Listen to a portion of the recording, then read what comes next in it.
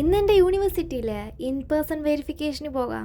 എന്ത് വലിയ യൂണിവേഴ്സിറ്റിയാണെന്നറിയാവോ? ഇവിടുത്തെ വഴി പഠിക്കാൻ തന്നെ നമ്മൾ കുറേ ദിവസം എടുക്കും. എൻ്റെ ഡിപ്പാർട്ട്മെൻറ്റ് കണ്ടെത്താൻ വേണ്ടി ഞാൻ ഗൂഗിൾ മാപ്പ് വരെ ഉപയോഗിച്ചു. അങ്ങനെ ഒരു 10-15 മിനിറ്റത്തെ നടത്തത്തിന് ശേഷം നമ്മൾ സ്ഥലത്തെത്തി. ഞങ്ങൾ വിചാരിച്ചു ഇവിടെ ഭയങ്കര തിരക്കായിരിക്കും, അതുകൊണ്ട് കുറേ ടൈം ആവും കഴിയാന്ന്. പക്ഷെ ഒരു 10-15 മിനിറ്റിൻ്റെ ഉള്ളിൽ എൻ്റെ സംഭവങ്ങളൊക്കെ റെഡി ആയിട്ടുണ്ട്.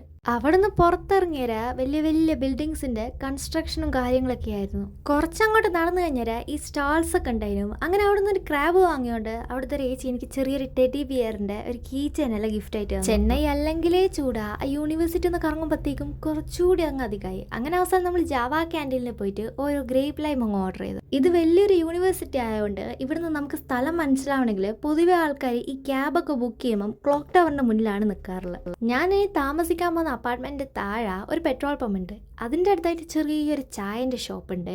എനിക്ക് വൈകുന്നേരം ആകുമ്പോഴത്തേക്കും ചായയോ കോഫിയോ ഇതിലേതെങ്കിലും ഒന്ന് എന്തായാലും കിട്ടിയിരിക്കണം. അങ്ങനെ നമ്മൾ അവിടെ നിന്ന് ഒരു കോഫി ഓർഡർ ചെയ്തു. അപ്പം ഇന്ന് അത്രേ ഉള്ളൂ. ബൈ.